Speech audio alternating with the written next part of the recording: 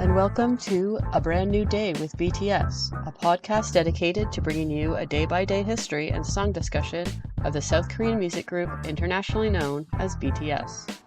In this episode, I talk about the Arirang comeback and the new album. To keep my structure, I also talk about March 20th in BTS history.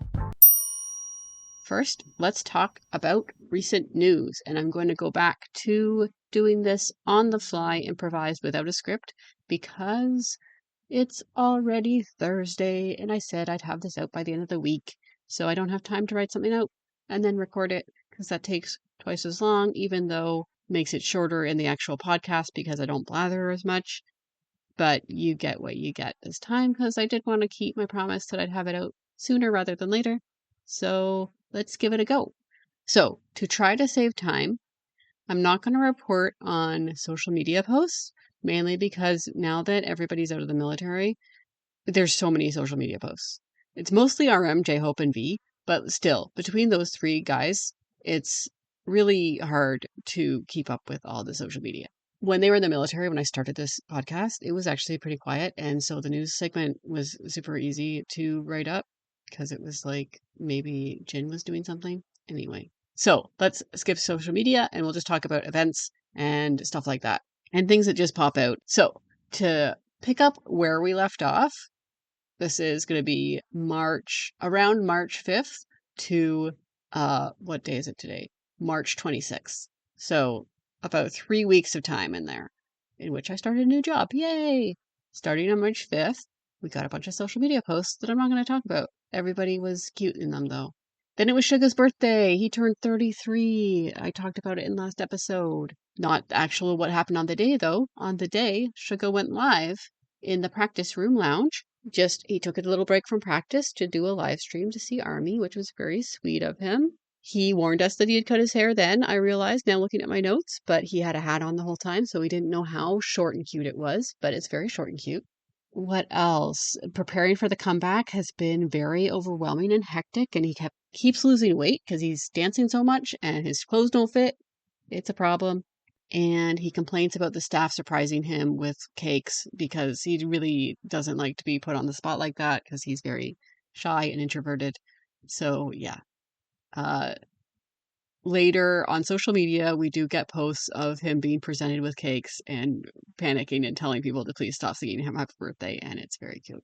He reports that he is 59 kilograms. That's how much weight he's lost. That's 130 pounds for people who are in North America. That's incidentally what my best friend weighed when we were 20. When we were 20. There we go. So healthy 20-year-old male weight.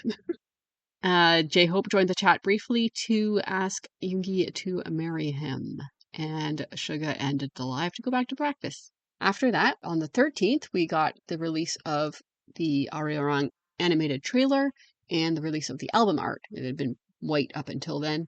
The animated trailer actually confirmed the ARMY theory that they might.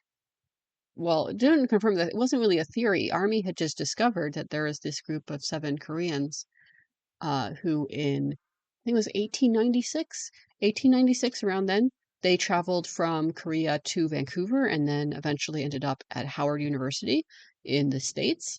It was there that they recorded the first ever recording of Arirang, which was in the States. I'm pretty sure it was the first ever recording of Arirang. It might have been the first ever recording abroad. I'm not sure. But anyway, these 7 students recorded a few songs for a researcher there who was actually studying Native American culture, I believe. Anyway, I'm getting off track again. It's very fascinating. I studied history. This is a problem. But the ARMY had discovered this story, and the trailer they released actually also confirms the story that BTS were referencing those students. Because there were 7 students. They were 7 students, and they ended up at Howard University, which is also a really cool university for them to end up at because it's a historically Black university. I forget what they're called. Is that what they're called? Anyway, it's for the African American community, former slaves after the Civil War and the end of slavery. Obviously, America is still rife with racism. it's hard to get educated as a Black person, so they founded their own universities where they could get educated. And the other universities were racist against people who weren't white when these 7 Korean students ended up in the US and they wanted to continue to study because they were students.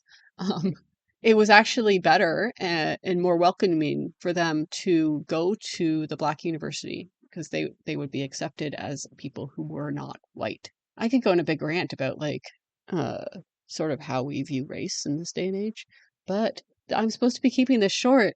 This is supposed to save me time, but and it's not what this podcast is about. It's about BTS. But I think it's really cool that like so BTS these 7 students went to Howard University and shared Korean music with Howard University. And then a century later, more than a century later, these 7 students in Korea are inspired by African American Black music and they become BTS. BTS is inspired by hip hop. They're founded on hip hop principles, and hip hop comes from the African American Black community in the US. I think that's really cool moment of cultural exchange there. Anyway, the other thing that happened on the 13th is that V opened a TikTok account. JK gave it away by following him. That was fun. So, yeah. And what else? Let's see. Then we get more social media, which I'm mostly going to ignore. There's a lot of Netflix. There's a lot of Netflix promo on social media. JK released some dance challenges on TikTok, which he actually just shared to Instagram today as well. Oh, on the 17th, the trailer for BTS The Return came out, which is the documentary that's going to be airing on Netflix in a couple hours, actually. About 5 hours from when I'm recording this, The Return is going to come out. So another reason I wanted to record this now is because tomorrow I'd have so much to add probably. And so yeah, the trailer for The Return came out. It's a really cool trailer. You can watch The Return or BTS The Return on Friday, the 27th. So it's out now. If you're listening to this, because this episode is not going to be out on Friday, I don't have the time. Okay, that brings us to the 19th. So the 19th of March is when, during rehearsal, RM badly sprained his ankle. And unfortunately, it was a bad enough sprain that he could not dance in the comeback show. And he has to be in a cast for a little bit. The initial notice said for 2 weeks, but he's been doing stuff out of a cast, so we'll see. On the 20th, I talk about it in the next segment, in the history segment, but that's when Arirang, the album, was released with the lead single Swim. An hour after it was released, they did the Studio Notes Comeback Live, which was live on Weverse and YouTube at the same time. It had live translations, and they have official translations up on it now as well. And I won't talk about the live. I've got a lot of notes on it, but we don't have that kind of time. Zane Lowe interview was also released on that day. Again, I cover more in the next segment on March 20th because I did March 20th this week for my history day. March 21st, BTS had their comeback live in Gwanghwamun Square. It was aired live on Netflix around the world. About 18 million people, I think, worldwide tuned in on the day, like on the first day. And since then, Netflix has edited it more, so it's actually a better show if you watch it now. Because on the live, obviously, it's hard to do the live camera switches and catch every moment, and they kept showing crowd shots, which was really quite annoying. Um, they've now edited it so that you see more of the choreography and more of the members and only some crowd shots. And they've improved the subtitles as well, I believe. I haven't actually watched the new edited, updated version. That's going to be what I do on the weekend. I'm looking forward to it. I'm going to watch the documentary tomorrow, and then I'm going to rewatch the comeback live. It's my big weekend plans. Literally all I have planned this weekend, besides I have to read like 5 books. Anyway, on March 22nd, V went live on Weverse, and he decided to do a album review, but it's V, So it was mostly the listening to the album in silence. Or not so well that the album was playing, but he was mostly just enjoying the album and not saying much about it besides which songs. Some of the songs were particular favorites of his, or he knew they were a favorite of another member. He was also, of course, typical V, running low on battery, so he kind of rushed the end. He was also part of the reason he was doing a live was because he had to stay up all night because BTS were flying out to New York the next day. But before I get into that, on the 22nd, Jin also appeared on Keon's Life 84 YouTube channel, and he did a little interview with Keon. Keon is who Jin filmed Keon's Bizarre B&B with in the summer of 2024. It aired in early 2025. And what else? Okay, so then BTS traveled to New York. Big Hit released a swim performance video on Spotify and Apple Music and Tidal Music as well. And they released it again the next day on the 24th on YouTube. So it was just delayed a day. So Spotify and Apple Music and Tidal got early release of the performance video. They also had a Spotify listening party that was for premium users only. So that isn't as fun. Then they attended a Spotify and BTS swim side event, which was a little interview, a game, and then they performed, I think, 2 songs. I haven't actually watched it yet. There's been a lot of content. It wasn't actually officially filmed or like broadcast anywhere. There's a lot of fan cams. Maybe it was broadcast to Spotify users. I have no idea. I still have to look into this. I failed you. But I've seen a lot of clips. They looked super handsome. It was awesome. It was freezing cold. So you'll see some clips where it looks like the members are dead serious or depressed, and it's just because they're shivering. They're having a great time. They're just very, very cold. Some of them don't like being cold more than others, and it shows on their face. So, yeah. What else? Oh, Jin also appeared on the Maple Story YouTube channel. He's returned in his role as an intern slash assistant manager now, giving them ideas for improving the game. It's a very cute content, especially if you like Maple Story.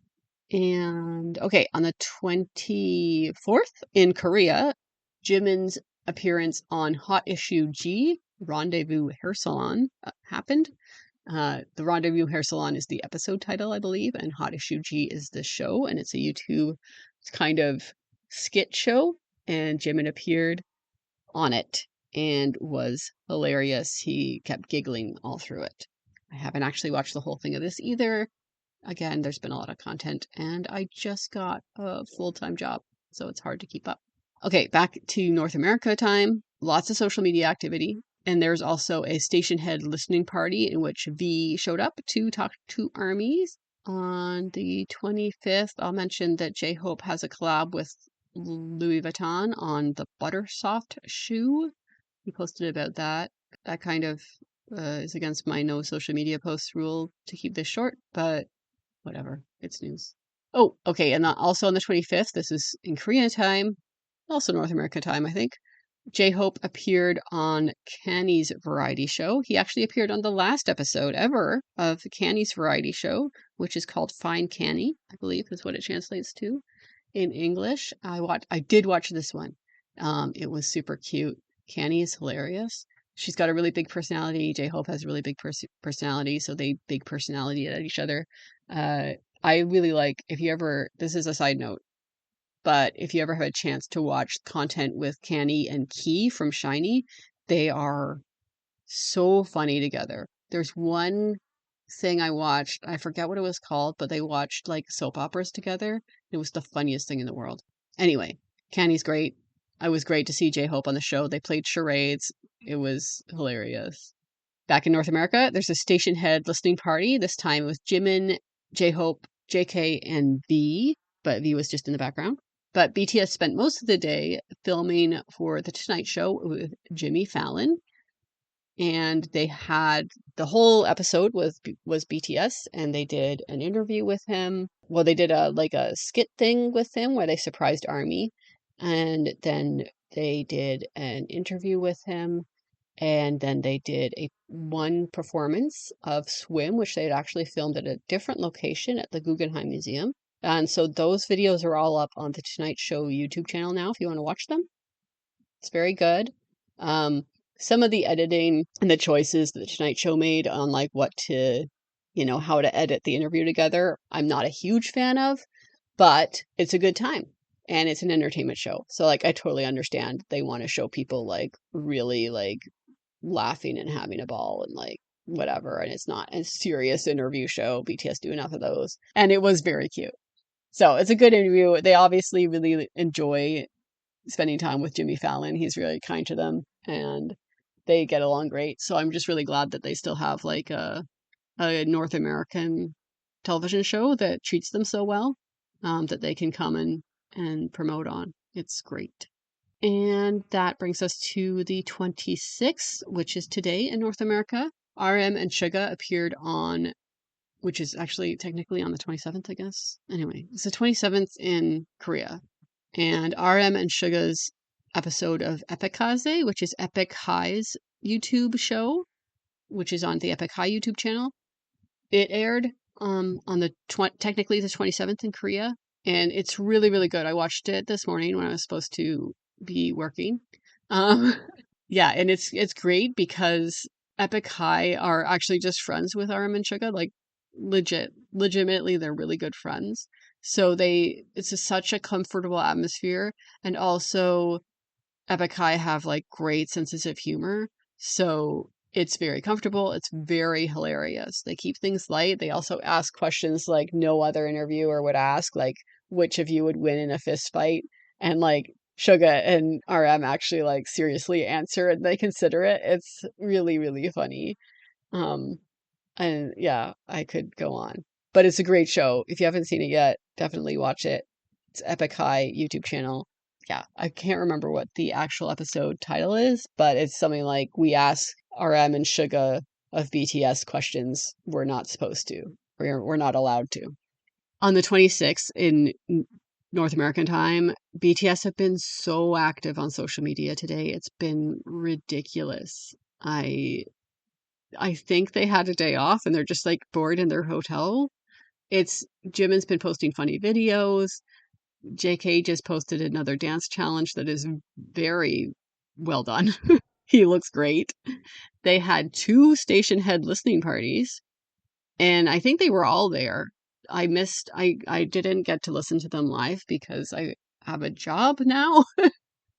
It's one of the upsides of working is that I can afford to go to a concert now, but one of the downsides is that I can't keep up. I can't keep up with everything as it happens. I have to rely on Army clipping clips from stuff like the station head listening parties and stuff like that because I can't attend every single one of them. And tonight, which hasn't happened yet, but is about to in about an hour from when I'm recording this, uh, BTS are going to be on Jimmy Fallon again. I'm pretty sure this was filmed. It's going to be another performance, but I'm pretty sure it was filmed yesterday. And so they're not going to be the only guest tonight. It's going to be other guests, and then they're just going to be the performer. So I'm pretty sure they filmed. Well, we'll find out, but I'm pretty sure they would have filmed the performance yesterday. And they're doing other stuff today, but it's pretty cool. We get two performances. And then, oh, the other thing that was posted today was the BTS Swim dance practice video, which you can find on their YouTube channel. And that's it. Okay. And then tomorrow for us, so on the 27th, I already mentioned it, but BTS The Return premieres on Netflix, and that is a documentary that chronicles their time spent in LA and preparing for this comeback. And there's been a few news articles about it that like where the director's been talking about it. And I just wanted to like mention that it's always best to wait until you can actually watch something before you let newspapers make you emotional, like make you mad about things or you listen to like clips where you don't know the exact context, you don't know the tone of voice used, you don't know who they were talking about, what they just talked about before. Like context really matters for things.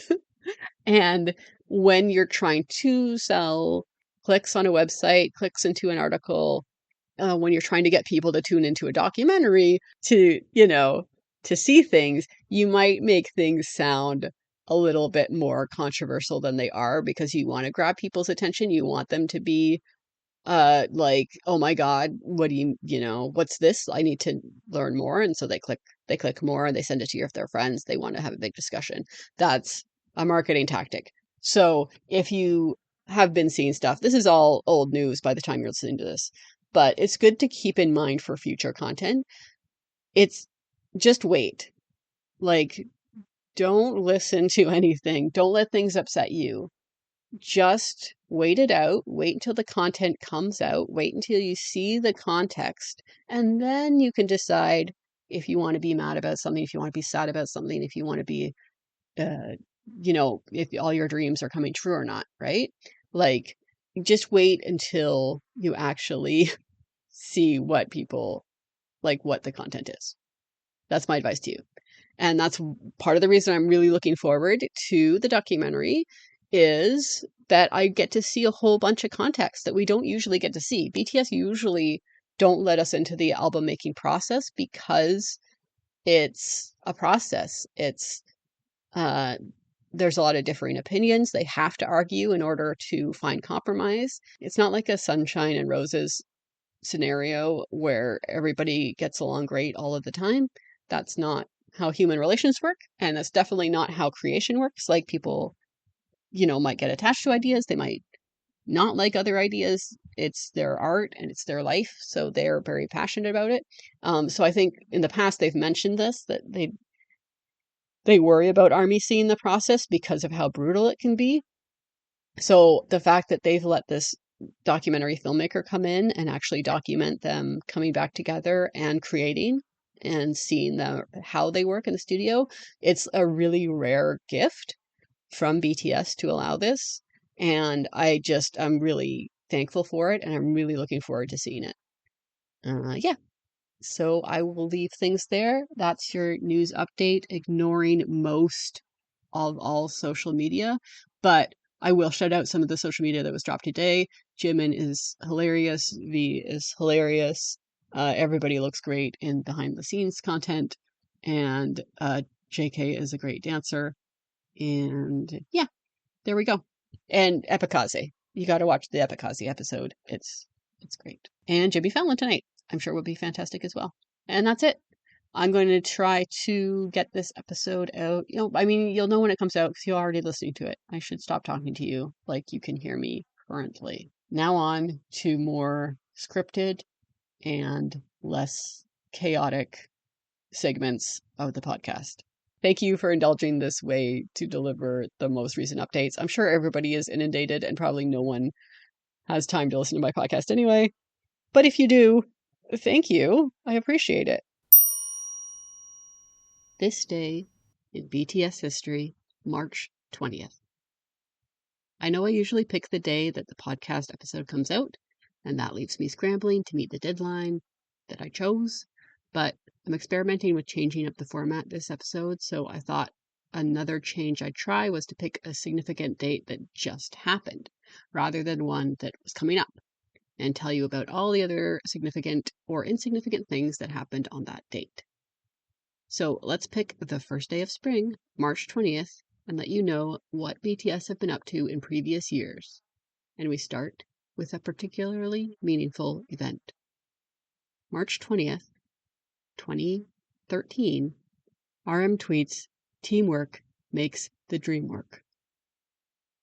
March 20th, 2014. BTS are on M Countdown promoting Boy in Love and the School Love Affair album. It's also when they filmed the Bangtan bomb Judy Mary Oi Hoi Hoi, Catalina of Orange Caramel. At the same time, RM is filming for a featured episode of Mnet's Four Things show. You may have seen a clip from this show, which features RM reading hate tweets and concluding by looking into the camera and saying, "I'll prove it." The Four Things show first became interested in RM after he and Suga were disrespected on that radio program by some stupid rappers. And they wanted to explore that conflict that RM had between his underground hip hop roots and the decision to become an idol. Now, you have to remember that at the time, there were even fewer self producing idol groups than there were now. So the stereotype of idols being performers only without any authentic artistic contributions of their own was even stronger back then. Now, thanks to the precedent set by groups from smaller labels such as BTS, where labels are willing to allow their idols to stretch beyond performing and share their own musical tastes, words, and style, that's changed. But I bring this up because it shows that good things can come out of low moments. Obviously, that doesn't make the low moments worth it. That's not what I'm saying. I'm just saying that hope is never lost. RM and Suga had a very hard time, but someone recognized that it was important culturally to discuss that hard time. And that led to an opportunity for RM to showcase BTS more on television in a truthful and authentic way. March 20th, 2015. RM releases his first full mixtape titled RM, along with a music video for the track Do You. This is the only BTS mixtape that is in the style of a rapper mixtape, in that RM raps over other people's beats to showcase what he can do over a familiar beat. This is at least part of the reason why you won't find this album on streaming, even though Suga and Hobie's first so-called mixtapes were later released on streaming platforms. RM obviously tweets about the mixtape this day. Suga tweets a photo of a wall shelf he assembled while he listened to the mixtape. Later that night, BTS, everyone except for RM, appear on MBC Music C Radio. I'm not sure why RM wasn't present. I have no notes about that. March 20th, 2016. It's a day between their performance director's wedding and a flight to Kobe, Japan, where they have to make up for some concerts they had to cancel back in December. So, because they're between schedules, it's a pretty quiet spring day this year. Jimin tweets a selfie, Jin tweets a heavily filtered selfie, then progressively less filtered versions because he's playing a game with ARMY where he tweets a manipulated image and waits to see how long it takes them to unmanipulate it. Basically, he's developed a game to play with ARMY and spends today experimenting with different levels of filters and setting ground rules for ARMY playing along. March 20th, 2017. It's day 2 of their Wings concert in Sao Paulo, Brazil. They tweet selfies before and after the show. March 20th, 2018. I'm not sure what, if anything, they were up to on this day. It was around this time that they were filming the Euphoria short film, however, as well as doing the photo shoot for Love Yourself Tear. What I can say for sure on this day is that RM tweeted a video of his production software playing a segment of his song, Soul, which would appear on his project Mono later in 2018. Also, Run BTS episode 45 aired. This was the BTS Cafe episode where they learned how to make different types of coffee drinks. After the episode aired, a member tweeted photos of V and J-Hope taken when they filmed, which would have been in late January. March 20th, 2019. BTS are in Hong Kong on the tail end of their initial Love Yourself tour. It's day 1, so not the end yet. You can see parts of this day in episode 3 of their docuseries Break the Silence, which you can purchase on Weverse. On this day, V's friend Park Bogum secretly bought himself a ticket and showed up as a surprise. You can see BTS's reaction in the Bangtan Bomb Who Made a Surprise Visit, which is on the Bangtan TV YouTube channel. Another Bangtan Bomb filmed at this concert was Jin's sunglasses collection in Hong Kong, which shows Jin carefully picking out the pair of comical sunglasses that he wants to wear that day. Jimin tweets a selfie after the show, and RM Post recommends a song that I'm not sure how to pronounce, so I'm just going to say Katoomai by Amer. And I either got it right or I gave you a good laugh, so it's a win either way.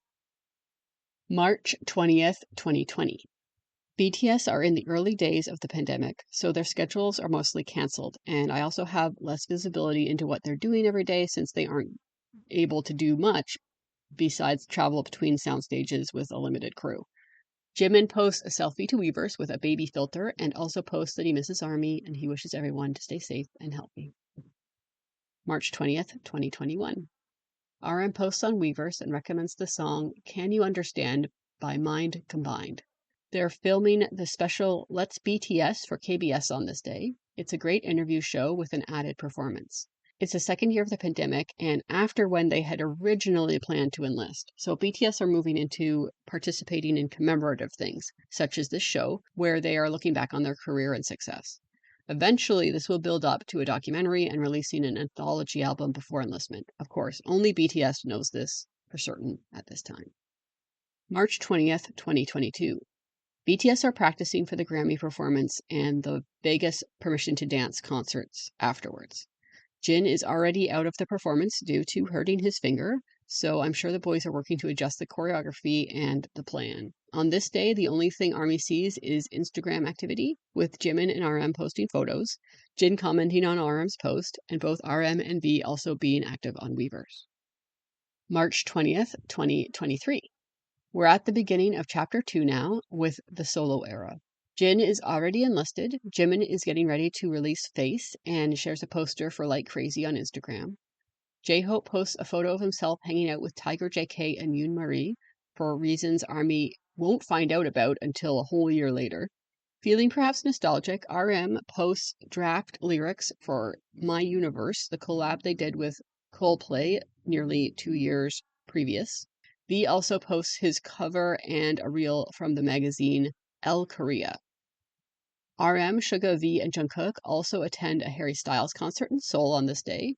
RM and V post about the concert afterwards, which is how I know. Again, I don't use info from stalkers. It's against the rules. So everything I mentioned in the podcast is something that was an official event or posted about by the members themselves. March 20th, 2024. Everyone is enlisted, and if anyone even gets phone time, they're using it for more important things than posting to social media. March 20th, 2025. Jin and J-Hope are both free from the military. J-Hope is currently on a solo world tour. He has a ton of social media activity as he moves between Chicago and Mexico City. You can see this day in the Hope on the Stage special documentary, which you can purchase a photo book and digital code for on Weverse. Unfortunately, what you see in the documentary is him starting to feel a little under the weather on the plane. By the time he lands in Mexico, he realizes he's in fact sick, which is really devastating given how excited he was to finally perform in Mexico again. He'll get worse before he gets better, and the show will be great, but that all happens on different days. This day ends with him going to sleep, hoping he'll feel better in the morning. He won't, but his team will look after him well. Jin is quiet around this time because Jin likes to make sure that the other members are shining when it's their time to shine and he's not being distracting. So I'm not sure what he was up to on this day. March 20th, 2026. It's this year! BTS's fifth full-length studio album, Arirang, was released to the world on the first day of spring, ushering in the era of BTS 2.0, a more collaborative, experimental, and forward-thinking BTS. They were very active on social media in excited nervousness for the album drop. We also found out that RM had badly sprained his ankle the day before and unfortunately wouldn't be able to dance in the upcoming performances. An hour after the album dropped and the music video for Swim was released, BTS went live for their studio notes, where they talked track by track through the album. We also found out that Suga has a new, very cute, short haircut. I literally have 4 pages of single-space notes for this live, and there aren't even paragraph breaks, so I'm not about to start summarizing anything. Instead, I'll encourage you to go watch it for some great insights into the songs and how BTS work together in the studio and in meetings to find creative solutions and come to compromises and agreements when opinions differ. Oh, also, I think this live may have confirmed that RM has a little bass clef tattoo on his left wrist. Army had first spotted that, I think, back in February in one of his Instagram posts, but we could just see like a little black blur. But somebody got a clearer shot of it when he lifted up his sleeve in the live, and it looks like a bass clef tattoo, which is neat. Also, before the day was over, their interview with Zane Lowe was released. It was done months earlier, but it's also a thoughtful interview that has some great gems of moments in it. Picking a date in the past means that I can't end this segment with my customary version of, and that brings us to this year, where I have no idea what they're going to do. So I guess I'll just end by saying that if you look at March 20th in BTS history, I think you can agree that no matter what trials and tribulations come their way over the years, RM did indeed prove that teamwork makes the dream work. Album discussion. Initial thoughts on Arirang. As mentioned, I'm switching it up this episode. Rather than going in depth and researching one song, I'm just going to talk about my overall initial thoughts on the album. I wrote these thoughts down on Saturday, March 22nd, so about a day and a half after the album dropped. I hadn't had a lot of time to look at everyone else's thoughts, but I had seen the comeback stage on Netflix, and I was also severely sleep deprived and possibly delirious. So really the absolute perfect time to feel all the feelings while listening to music. So I wrote down my initial thoughts in the podcast script, and that's what I'm going to record to you today. I probably won't. I'll try not to add on further thoughts that I've had since these ones, just to try to keep it brief and actually capture what my initial thoughts were, which is the point of this. So if I were to do another episode later on one of the songs specifically, I might actually come up with very different thoughts than what I'm about to record. So just keep that in mind. What I'm recording are my thoughts on Saturday, March 22nd. So let's go through the album track by track. Starting with number 1, Body to Body. It's an absolute mood-setting opener, just putting the priorities right on display. I need the whole stadium to jump, and all the lyrics after that are about reinforcing those priorities, right down to the inclusion of Arirang and the traditional instruments driving the beat. This isn't just about partying now, it's about bringing forward a rich culture of art and a fundamental yearning for connection. Track number 2, Hooligan. I love that this title and theme came from JK just using the word hooligan when working out the melody. If the first song was about the yearning for connection through concerts, Hooligan is about a celebration of self. I can't help but think of the meme, I love whatever is wrong with you. I feel like that's the theme of this song, only I love whatever is wrong with us. Though I gotta also shout out RM's line of this, that, K, gotta get a better pop here. Because I feel like that's a shot fired and I love it. A shot at whom might be open to interpretation. I'll get into that if I ever do an episode on this song specifically. Track number 3, Aliens. So we had Intent, Self Love, and now we get a song about their experience of taking those hooligans to a culture that doesn't know what to make of them. For me, this song is about the experience of being othered, but making it not about them not fitting in, but rather about the people othering them as being the ridiculous ones. Like it or not, BTS is going to be your new honey. Everyone now knows where Korea is. Again, just taking us to a line where he references Kim-gu, who was an activist who hoped for Korea to become a superpower through cultural strength rather than military might. Basically, this song is saying that it's because of their Korean roots that they're so successful, not despite those roots. I actually want to do a whole episode about this song so bad. Another standout line is the subtext of you better show some respect in the line about taking your shoes off when you come to their house. Speaking as a Canadian, same. That also goes for the subtext. Just because a culture seems mild-mannered and polite from the outside and not braggadocious doesn't mean you don't have to show them respect. Oh, the other thing I love about Aliens is that their pronunciation also kind of sounds like A-list, which, intentional or not, packs another layer of meaning onto the song, and it's so awesome.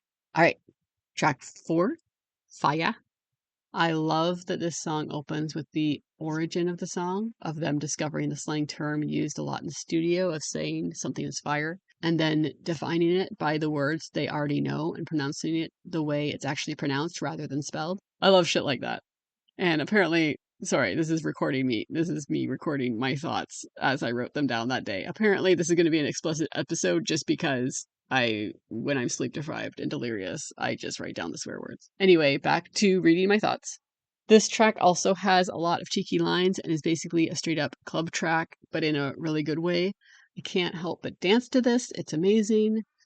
What story is it telling about Bangtan? That they're fire, obviously. Track 5, 2.0. If Aliens was about BTS's experience of entering foreign markets, then 2.0 is how they feel returning from their forced absence to all markets. While they were away and couldn't defend or speak up for themselves, did you have your little fun, fella? Thinking you could vault over them somehow? Well, now they're pulling back up to the house and knocking on the door. They've come back for what's theirs, and quite frankly, it's still just waiting for them. They're not only going to take it back, they're going to do so while being brand new. So, what's new? Let's hit a bell and signal the second half of the album, where we remind people that BTS aren't teenagers any longer and are in full control of their careers, lives, and artistry, in case you didn't get that from the first 5 tracks. Track 6, number 29, is amazing. It tests both my headphones and my hearing.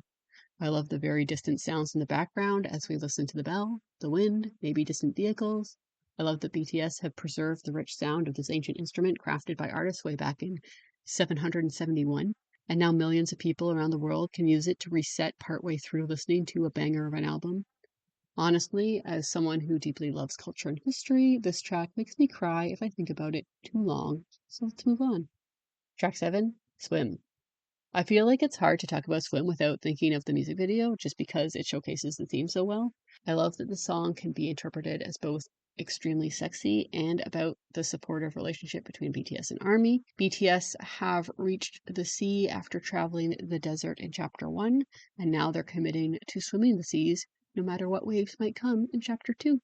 Also, love any opportunity Yoongi takes to remind us of his oral skills. Track 8, Merry-Go-Round. While the first half of the album I feel really showcased their hip hop roots, the second half really lets their vocals shine. And I'm not saying rap line versus vocal line here. I mean everyone's rap, everyone's vocals. Merry-Go-Round is a really interesting song because in the studio notes behind, Jimin, I think it was Jimin, likened it to Spring Day. But for me, it's a lot more bleak than Spring Day.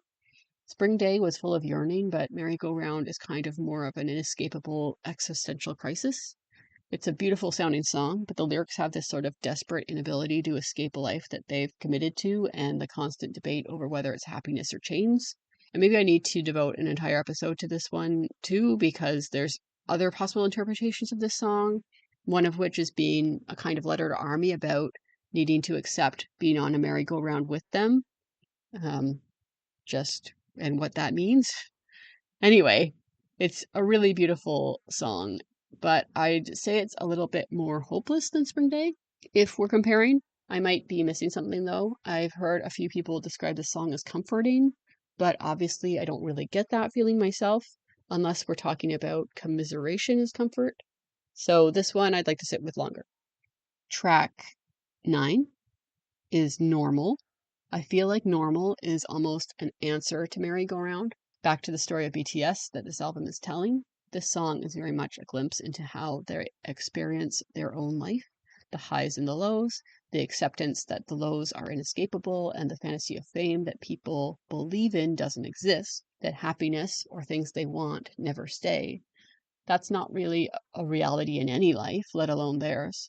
Suga has a line in here that harkens back to People, which I talked about on his birthday, which was the last episode, that normal and special are just some lines.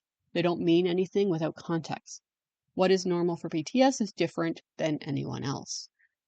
The hooliganism they previously sang about has led them to a life that requires a redefinition of normal that only they understand. And I think I'm going to get into this more with They Don't Know About Us in a minute, but we have another track to talk about first. Track 10, Like Animals. I absolutely adore this song. It gives me chills. It's a very nostalgic genre for me, being reminiscent of the guitar-heavy rock in the late 90s, which was part of my teen years. Like, I was so against boy bands back then. I was into rock, not that teeny popper pop shit. But if you gave me this song back then, I'd have been ARMY in 2 seconds flat, and I would punch anyone who called them a boy band. I'm just saying I was a very angry, angsty teen, very arrogant as well, if you can believe that. This is another all English track. I actually haven't been keeping track, but it occurred to me while listening right now that I think what some people missed in the pandemic English trilogy was the depth of the lyrics rather than the language. This song manages to have everything, amazing vocals from everyone. The fact that Suga starts us off seduces me right away, not gonna lie, plus mood and depth of lyrics. Obviously, much like Aliens, I want to do a whole episode on this song sooner rather than later as well. But for me, this is like a vocal showcase repetition of Body to Body. This is about coming together, connecting, and eating this life till your heart is full. If you just see each other's humanity, ironically, by seeing everyone as animals, then you'll realize that none of us are tameable, and you'll give up some of that desperation for control that is secretly likely ruining your life. I have so much to say, but this is quick thoughts. Track 11, They Don't Know About Us. When this one started, I thought it was a V composition because of the sample used and his intro, but nope, it's his soulmate Jimin who took the lead on this one. Similar to like Animals going hand in hand with Body to Body, I feel like They Don't Know About Us follows the themes of Aliens and possibly 2.0. If BTS still had Army and Aliens and 2.0 to lean on, They Don't Know About Us strips BTS of even Army and tells us how isolated they really are. In the end, the only people who know BTS are BTS themselves. Everyone else is sticking their nose where it doesn't belong. They're blowing inconsequential things out of proportion in the news. They're treating BTS like they're super special Asians that can't be broken down when they're just 7 humans from the country. Now, you could argue this doesn't apply to Army, well, that Army understands them, but BTS themselves mentioned that this song started with them wanting to talk about how Army can't even really see them because Army can't see how weak they really are. Even people claiming to be Army declare BTS has changed or declare things about them that might not be true.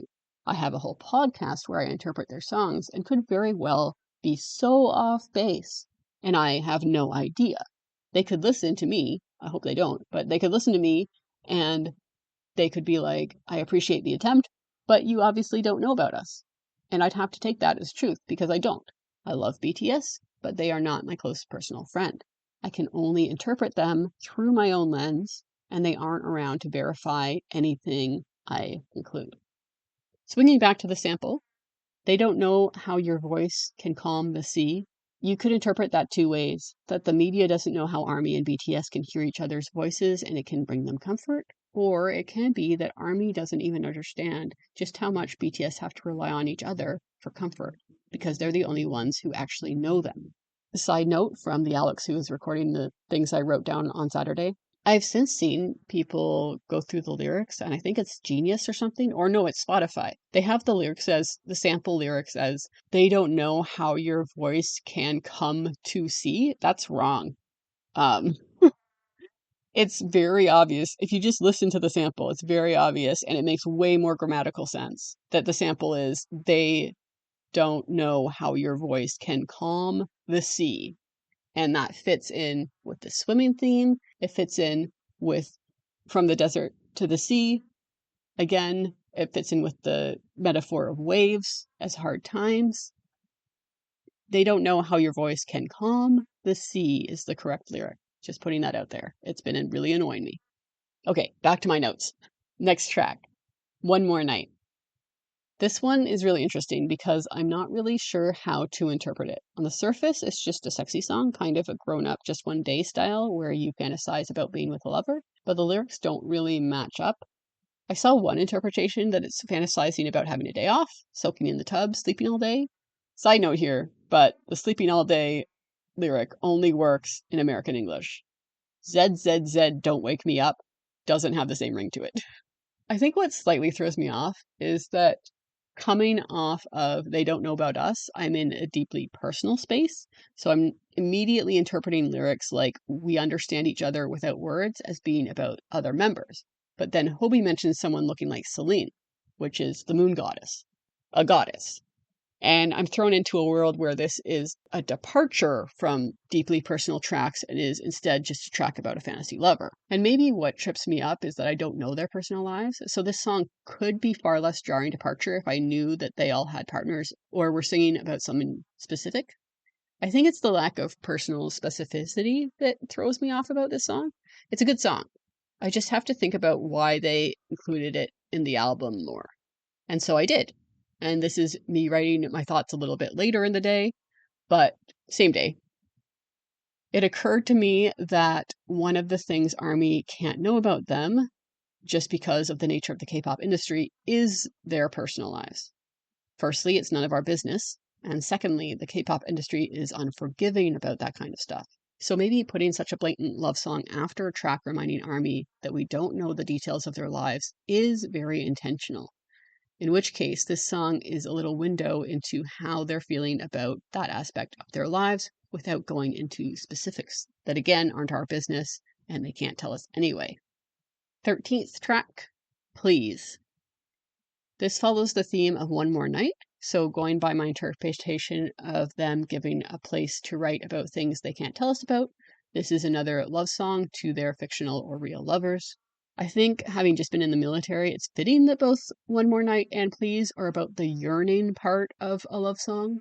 However, I do see Please as being more of a metaphor for the stage as well as possibly about a lover. It could be stretched to being a yearning for ARMY. I think it has to do with RM's line of hug me from the front, back, left, right, and thinking about how they decided to do a 360 stage on the tour. So RM wants ARMY love from all sides. That might be a stretch. It could very well be that this is about romance and similar to Swim, which can be interpreted as both a song about enjoying making love to a woman or the relationship between BTS and ARMY. One More Night and Please are more explicitly in the former category of interpretation. BTS are indeed in their 30s. They have dated. If they aren't currently dating, they will likely date in the future. They may even eventually marry and have kiddos if they're into that. So if they want to sing about begging on their knees to get some, I'm not about to stop them because damn, lucky to whomever takes them up on that. Track number 14, Into the Sun. The vocoder on the vocals really had to grow on me with this song because I love their vocals, and usually distortion on those lovely vocals isn't exactly welcomed, but it really has grown on me. It's actually quickly moving up the ranks, and when I saw V was the lead composer on the song, it made a lot of sense. V really likes distortion in visuals, especially, so it makes sense that would also translate to vocals. In the early days, he'd be showcased a lot with distortion on his voice in songs like Tomorrow. I mean, Tomorrow is one of my favorite songs, despite the distortion. Anyway, after the possibly slight departure of just straight up love songs with Into the Sun, I feel we get another love song that's actually BTS to BTS. I want to do a whole episode on this one too, but after RM mentioned seeing it as the end of an anime where you see seven backs walking towards the sun together, I really do feel this is BTS to BTS, about how they'll follow each other out of the darkness and into the sun. That no matter what befalls them, they'll find the sun together, no matter how far it is. What's interesting is that based on the Zane Lowe interview on Apple Music, the outro was added last minute, possibly, and originally the song just ended with the word dawn, which I think, like Zane Lowe did, that it's very poetic and could have been a complete song there. But I also understand why they added the outro, and also especially why it's an outro in Jin's voice. It will make a great concert song where the audience can sing along, which is something Jin absolutely loves. And then the song can expand to being not just a BTS love letter to BTS, but also a promise between BTS and ARMY, even if there's a separation there caused by the parasocial nature of the relationship. We'll also follow each other out of whatever darkness befalls us and move into the sun again. Another side note is in the song, the first time I heard it, the lines just before they say dawn, which is just wait, but the way they pronounce it, because they don't say the T on wait, it sounds like just swim to me. So just swim, dawn. That's like how I hear it. And so I thought it was like the first time I heard it, I thought it was calling back to swim. Whatever happens, just keep swimming. Even if it's not actually in the lyrics, and that's just a mishearing on my part, similar to like Aliens and A-List. Even if that's just like not intentional, just a mishearing, I still do really like the fact that that's what I hear, and despite that, it still does fit that theme of swim. So the whole album is really cohesive in theme and the story it's telling. It's really well done. Yeah. Anyway, those are the end of my notes from Saturday, March 22nd, when I had only been with the album for about a day and a half and also had gotten like 4 hours of sleep in there. It's been kind of hard to keep up with everything and have a full-time job all of a sudden, but I'm dealing. Do I have additional thoughts on the album? Of course I do. Of course I do. But I have to save it. I have to save it for when I do future episodes on the songs. I also have to save it for when I have time to really research things. Like I just want to, and also there's going to be more content coming out with them talking about the songs. I haven't actually read like the proper captions for the studio notes yet. I've only seen the live ones and some people commenting on some of them afterwards with a bit more thorough explanations. Anyway, tons of content, as you know. More stuff will come out about the songs. I'll have more time to think about them, so they all deserve their own episodes. I probably will never do a full episode on track 6, number 29, because it's a bell. But hey, maybe I will. I could go in the whole history. It could just be a history lesson. That might be cool. You know, guys, I am a historian. Or in another life, I would have been a historian if I had actually gotten my PhD instead of just my master's. And it's true, I was a European historian, not a Korean history historian, but the skills are there, man. I can look up anything. Now I'm blabbering, so I will cut this recording.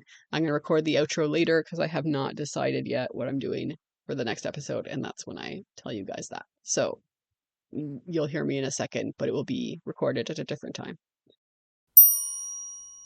I nearly forgot to record this, but I have to tell you what I'm doing next time. So I thought about it. I'm going to try to get another episode out in about 2 or 3 weeks, probably 3 weeks. As for what I'm going to do, I think I'm going to talk about April 9th because that's the first concert of their world tour this year. So I thought it'd be a good date to talk about in terms of their history as well. Obviously, April 9th is less than 3 weeks away, which is exciting. So it's going to be probably another case of me talking about a day that's already passed, but that's okay. As for the song I'm going to do, I'm going to roll my random song generator again and see what I get. Oh my god. Do I want to do that one? Do I veto? I'm not going to even say what song it is, but I don't know if it's the mood for like celebrating the start of a world tour. It's a good song, but it's kind of depressing. Well, it could be symbolic. Listen, I picked Outro Tear, which is a really good song, but obviously has a lot of history on it. That's like a pretty big deep dive. So I think I actually will save that one.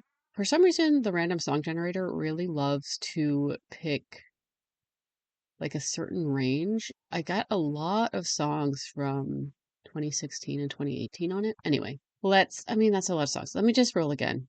Sorry. I promise I'll do outro tier. Maybe I can do outro tier. Oh, let me think about it.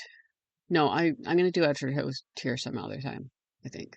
And the winner is oh, I already did that one. Okay. And the winner is ugh, I keep getting okay. Maybe I should just not do the random song generator. All right, one more time. And the winner is I just want a song that's like, kind of fun. Okay, Disease. Disease off of B. Do you think that's a good one? It's very fun. I think I can make that one work. It's a group song. It's hype. Hobie helped produce it. If people have really strong opinions and think I should have gone with Outro Tier, let me know. But I really think it's like a song like Outro Tier. I really need to that's going to be like an episode because I'm going to want to go into the history of that. I mean, I already did on my very short-lived Patreon only podcast, which I only did 3 episodes of, and then yeah, and then just basically didn't have time to do it anymore or ideas of what to talk about because apparently I'm not great at talking on the fly about things. Like when I started it, I was like, I'm gonna talk about this and I'm gonna talk about that. And I'm like, oh, but it's not really like appropriate to talk about. Anyway, I'm gonna have to edit this so much.